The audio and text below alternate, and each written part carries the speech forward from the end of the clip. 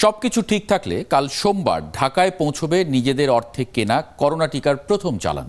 ভারতের পুনে থেকে বিশেষ উড়োজাহাজে এসে পৌঁছবে সেরাম ইনস্টিটিউট উৎপাদিত অক্সফোর্ড অ্যাস্ট্রাজেনেকা টিকার 50 লাখ ডোজ।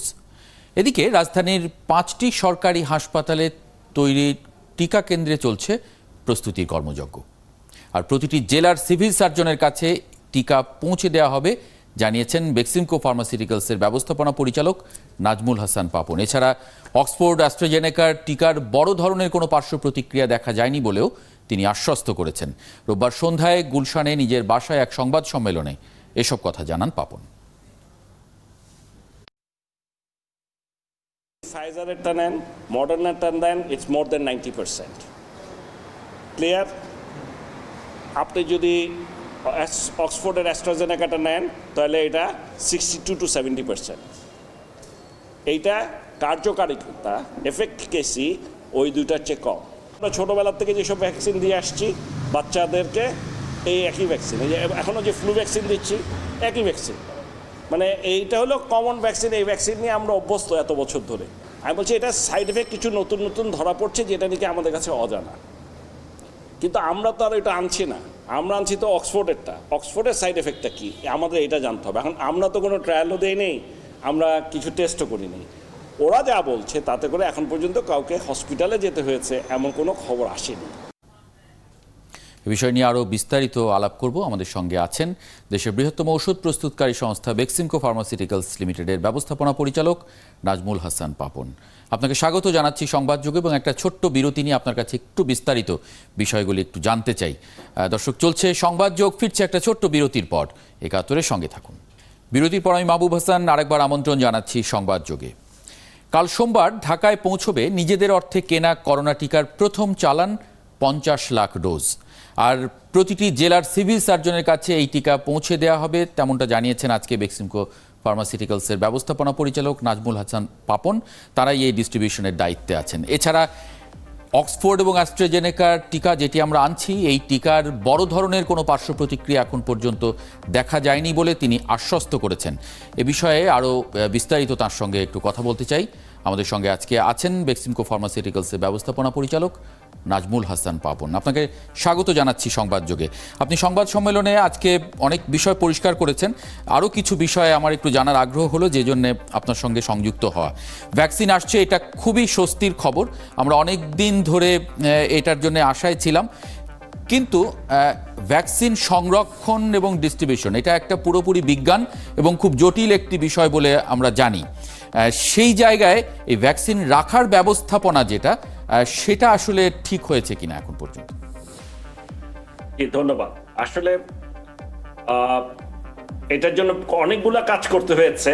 একটা হচ্ছে আপনার যে আমাদের ওয়্যারহাউস, যেটা সেন্ট্রাল ওয়্যারহাউস, যেখানে নাকি এই ভ্যাকসিনগুলো প্রথমে নিয়ে রাখবো আমরা, সেটা তৈরি করা এবং এটা ভ্যালিডেশন। সবচেয়ে বড় কথা হচ্ছে প্রত্যেকটা জিনিসের ফার্মাসিউটিক্যালস একটা কথা আছে, ভ্যালিডেশন, যে আপনার আসলেই ঠিক আছে কিনা, এটা ঠিক থাকবে কিনা, এই জিনিসগুলো। সো আমরা ভ্যালিডেটেড ওয়্যারহাউস দুটো বানিয়ে ফেলেছি অলরেডি। আমরা আরও একটা বানাচ্ছি, কারণ বলা তো জানা হয়তো এমন একটা সময় হতে পারে যে সরকার একটু পরে নিচ্ছে, সেকেন্ড ব্যাচ চলে এসছে, সেই ক্ষেত্রে তো আমার একটা অ্যাডিশনাল ওয়্যারহাউস রাখতে হয়।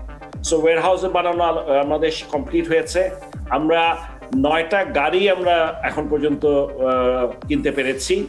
আরো 4-5টা গাড়ি কোরিয়ার থেকে সামনের চলে আসবে 2-1 মাসে, মানে মার্চে আসবে 4টা, এইটুকু আমি জানি। অন্য দেশেও চেষ্টা করছি, কিন্তু এই মুহূর্তে সব জায়গায় ক্রাইসিস, এটা তো আপনারা বুঝতেই পারছেন। তারপরও আমরা 9টা রেডি করেছি। 9টা ইজ এনাফ ফর 50 লক্ষ ডোজ ভ্যাকসিনকে হ্যান্ডেল বা ক্যারি করার জন্য। সো আমরা কালকে আসার পরে এয়ারপোর্টে প্রথমে ফিজিক্যাল ইন্সপেকশন করা হবে, কোথাও কোনো ড্যামেজ আছে কিনা বা কোনো সমস্যা আছে কিনা, এটা দেখে এগুলাকে আমরা নিয়ে যাব আমাদের সেন্ট্রাল ওয়্যারহাউসে টঙ্গীতে ওখানে রাখবো। আগামীকালকে আমরা যত তাড়াতাড়ি সম্ভব ওখান থেকে যে কয়টা ব্যাচের ওষুধ ওরা পাঠিয়েছে ভ্যাকসিন, প্রত্যেকটা ব্যাচের স্যাম্পল আমরা ড্রাগ টেস্টিং ল্যাবরেটরিতে ঢাকায় আমরা দিব টেস্ট করার জন্য, যে ওরা টেস্ট করে দেখবে যে ওরা যেই ডকুমেন্টসগুলো দিয়েছে ওটার সাথে এটা মিল আছে কিনা। ওখান থেকে ছাড়পত্র পাওয়ার পরে আমরা সরকারকে বলবো যে আমরা রেডি আছি, আপনারা এখন বলেন কোথায় দিব। তো আমাদেরকে অলরেডি 64টা ডিস্ট্রিক্টের কথা বলা হয়েছে, সিভিল সার্জনের অফিসে গিয়ে পৌঁছিয়ে দিতে হবে। সো আমরা সেটার জন্য গাড়ি কেনা হয়েছে, গাড়িগুলো ভ্যালিডেটেড করা হয়েছে, কুল বক্স তৈরি করা হয়েছে, কেনা হয়েছে, যা যা করা দরকার আমরা এখন পর্যন্ত উই আর স্যাটিসফাইড যে সব ঠিক মতো আছে। আচ্ছা, আপনাদের থেকে আপনারা রেডি আছেন, কিন্তু সরকার রেডি আছে কিনা সেটা আপনারা জানেন কিনা? যে 64টা জেলাতে আপনাদের পৌঁছে দেওয়ার দায়িত্ব আছে সিভিল সার্জনদের কাছে, সেই জায়গায় রাখার ব্যবস্থাপনা সেটা রেডি আছে কিনা? আপনি সরকারের মন্ত্রীও, সরকারের একজন এমপিও।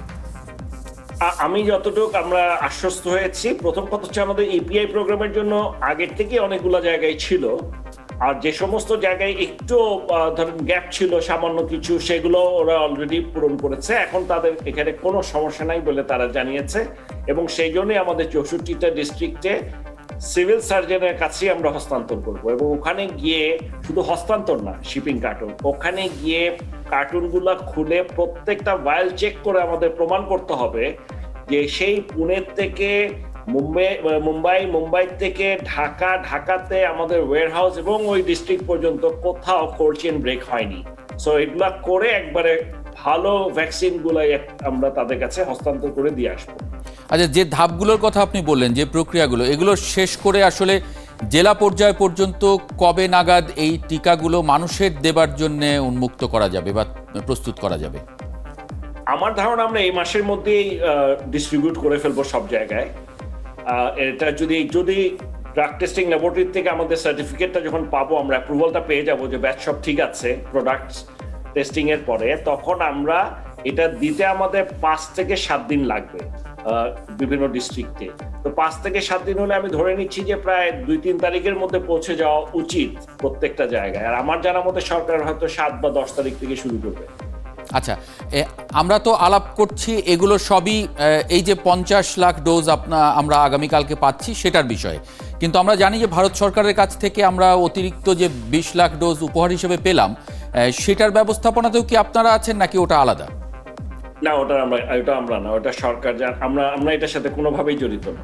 আচ্ছা, আরেকটি বিষয়, যে এই টিকার পার্শ্ব প্রতিক্রিয়া নিয়ে অনেকে নানানভাবে কথা বলছে, কেউ তথ্য দিয়ে বলছে, কারোর হয়তো তথ্যও নেই, মন গড়া অনেক কথা হচ্ছে। আমরা যে টিকাটা আনছি এটা যদি একটু পরিষ্কার হই, অক্সফোর্ড অ্যাস্ট্রাজেনেকার টিকা, এবং এর বাইরে অন্য কোনো টিকা নিয়ে আমাদের আলাপ করার প্রয়োজনও নেই। এই টিকাটা এরই মধ্যে অনেক দেশেই প্রয়োগ হয়েছে, যেমন যুক্তরাজ্যে হয়েছে, ভারত বেশ কয়েকদিন আগে তারা টিকা দেওয়া শুরু করেছে। মানে এখন পর্যন্ত এই জায়গাগুলোতে পার্শ্ব প্রতিক্রিয়া বা ঝুঁকি কতটা আছে, মানে সেটা নিয়ে কোনো ধরনের স্টাডি আছে কিনা আমাদের? এখানে আমাদের স্টাডি বলতে এখন পর্যন্ত যতগুলা দেওয়া হয়েছে, সেই রিপোর্ট যেগুলো ওরা পাবলিশ করেছে, সেই পাবলিশ রিপোর্ট যদি আমরা দেখি, তাহলে ডেফিনেটলি এটার মধ্যে এখন পর্যন্ত এমন কোনো সাইড এফেক্ট পাওয়া যায়নি যেটার জন্য একটা রোগীকে হাসপাতালে যেতে হয়েছে। সো যেটা হয়েছে, সাধারণত আমরা যে সমস্ত টিকা দিলে যে সমস্ত সাইড এফেক্ট জানি, যেমন ধরেন 24 থেকে, ওরা বলছে 24 থেকে 48 ঘন্টা একটু জ্বর থাকতে পারে, যে জায়গায় দিয়েছে ওই জায়গাটা একটু ফোলা বা ব্যথা থাকতে পারে, অথবা গা ম্যাচ করতে পারে। এই তিনটার কথাই শুনেছি, যে এইরকম ছাড়াই আর কিছু আমাদের এখন পর্যন্ত ওরা রিপোর্ট করেনি, আমরা শুনিও নি। এটা আমি শুধু ইউকের কথা বলছি না, ইউকে, ইন্ডিয়া, যেহেতু যত জায়গায় দেওয়া হয়েছে, এবং throughout the phase 3 trial যতজনকে দেওয়া হয়েছে, কোথাও এর বাইরে কিছু পাওয়া যায়।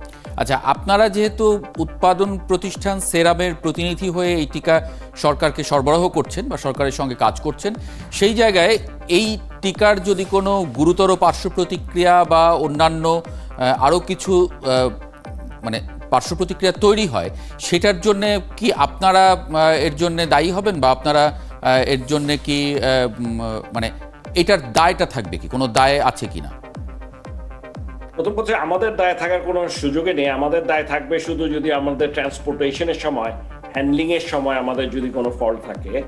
So we are basically the distributor. এখানে এই ভ্যাকসিন না, প্রতিটা ভ্যাকসিনে আমি যতটুকু জানি, ইভেন যে গাভি, সেপি ওরা যে দিচ্ছে, কোনো দেশ থেকে যদি ডোনেশন হিসাবেও আসে, এই ভ্যাকসিনগুলোর ব্যাপারে কোম্পানিকে কেউ দায়ী করতে পারবে না, এমনই একটা প্রত্যেকটা সরকারকে এরকমই একটা লিখিত স্টেটমেন্ট দিতে হচ্ছে। যে কেউ কোম্পানিকে দায়ী করতে পারে। আচ্ছা, পরিষ্কার হলো। মানে দাম নিয়ে আপনি বলেছেন যে $4 নিচে ভারত সরকার যে দামে কিনবে আমরাও সেই দামে এই টিকাটা পাবো, কিন্তু আপনি এটা নিয়ে পরিষ্কার করেছেন। কিন্তু স্বাস্থ্যমন্ত্রী এখনো বলছেন যে আমরা $4 কিনছি, যদিও ভারত আরো কমে পাচ্ছে। আসলে কি একটু পরিষ্কার করবেন গ্যাপটা কোথায় হচ্ছে? দামের ব্যাপারে ফয়সালা কি হলো? ফয়সালা এটা অনেক আগেই হওয়া। আসলে আমি যেটা বলছি, যেটা নাকি এগ্রিমেন্ট হয়েছে, এগ্রিমেন্টে ক্লিয়ার কাট বলা আছে যে সিরাম ইনস্টিটিউট থেকে আমরা এখন $4 রেখেছি, কিন্তু ভারত সরকার যদি $4 চেয়ে বেশিতে নেয়, কারণ ভারত সরকার কতদিন নেবে আমরা তো জানি না।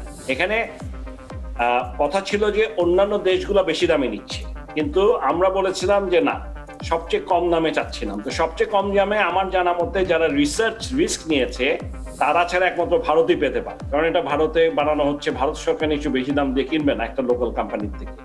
সো সেদিক দিয়ে আমরা বলেছি যে $4 বেশি যদি হয় তাহলে আমাদেরকে $4 দিবে তারা, কিন্তু ভারত সরকার যদি $4 নিচে নেয় তাহলে যে দামে নিবে সেই দামে আমাদেরকে দিতে হবে। তো এখন পর্যন্ত আমরা যেটা জানি ওরা 200 রুপিস করে নিচ্ছে। ফর এক্সাম্পল, ওরা 60 কোটি নিবে, প্রথম 10 কোটি ওরা নিচ্ছে 200 রুপিস করে, তাহলে এটা $2.8 মতো কিছু একটা হবে, মানে $3 চেয়ে একটু কম ন্যাচারালি।